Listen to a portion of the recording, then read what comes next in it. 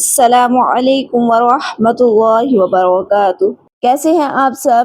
میں اپنی تمام ماؤں بہنوں اور تمام دیکھنے والوں کو اپنے چینل قرآن نور ہدایت پر خوش آمدید کہتی ہوں۔ سب سے پہلے درود و سلام پڑھ لیتے ہیں۔ اللہم صلی علی محمد وعلی آل محمد۔ دعا ہے کہ اے پاک رب، تو ہماری ہر پریشانی سے واقف ہے، اپنی رحمت سے ہماری ہر پریشانیوں کو دور فرما اور ہمارے نصیب میں وہ عطا کر جو ہمارے لیے بہتری کا باعث ہو، اور ہمیں ہر آزمائش سے محفوظ فرما، آمین یا رب العالمین۔ حدیث میں ہے، نبی اکرم صلی اللہ علیہ وآلہ وسلم نے ارشاد فرمایا، تم اللہ تعالی کی طرف رجوع کرنے کے لیے قرآن سے بڑھ کر کوئی اور ذریعہ نہیں پا سکتے۔ اللہ پاک ہم سب کو قرآن و سنت کے مطابق زندگی گزارنے کی توفیق عطا فرمائے، آمین۔ چلیں سبق شروع کرتے ہیں۔ بسم اللہ الرحمن الرحیم۔ رب اشرح لی صدری ویسر لی امری واحلل عقدۃ من لسانی یفقہوا قولی رب زدنی علما۔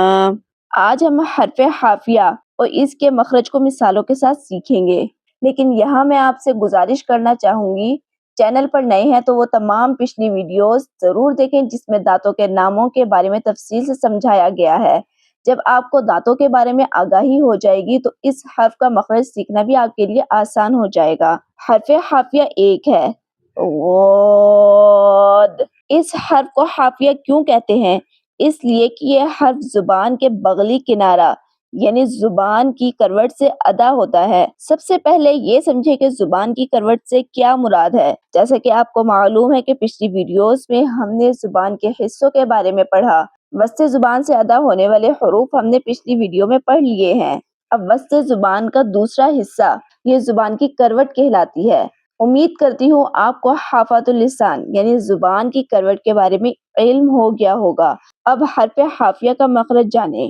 مخرج: زبان کی کروٹ جب دائیں یا بائیں جانب اوپر والی 5 داڑوں سے لگے تو یہ حرف ادا ہوتا ہے۔ ہمارے منہ میں ٹوٹل 20 داڑیں ہوتی ہیں، 5 اوپر دائیں طرف، 5 اوپر بائیں طرف، 5 نیچے دائیں طرف اور 5 نیچے بائیں طرف۔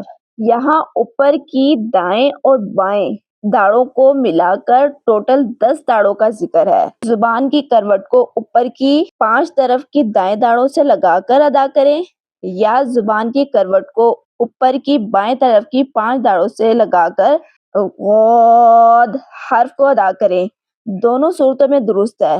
اس حرف کو ادا کرنے میں نیچے کی دائیں اور بائیں داڑوں کا کوئی عمل دخل نہیں ہے۔ غاد حرف ہر حال میں پر پڑھا جاتا ہے، یعنی ہر صورت میں اس کو موٹا کر کے پڑھنا ہے۔ اس کی ادائیگی پر خاص توجہ دینی ہے۔ غاد کی جگہ ضاد نہیں پڑھنا۔ آپ کو جو ادائیگی یعنی مخرج بتایا ہے، زبان کی کروٹ کو اس جگہ لگا کر ادا کریں، یعنی دائیں کروٹ کو اوپر کی دائیں داڑوں سے لگا کر ادا کریں تو غاد حرف صحیح ادا ہوگا۔ اگر آپ کو جو مخرج بتایا ہے اس کو مد نظر رکھتے ہوئے ادا نہیں کریں گے تو آپ غلط پڑھیں گے۔ چلے پریکٹس کرتے ہیں، اور پریکٹس کرتے وقت میرے پیچھے ضرور دہرائیں تاکہ سیکھنا اور آسان ہو جائے۔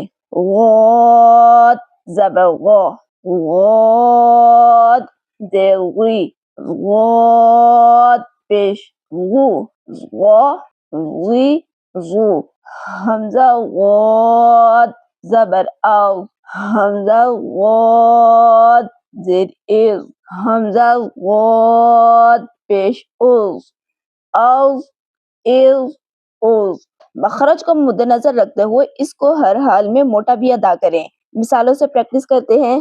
غاب فغضا غضبا ضاحکا غیر المغضوب۔ آپ ان حروف کی یا قرآن پاک میں مزید اور الفاظ جس میں غاد حرف ہو ان کو ڈھونڈ کر ان کی پریکٹس کریں۔ آیا کہ آپ صحیح سے ادا کر رہے ہیں یا نہیں؟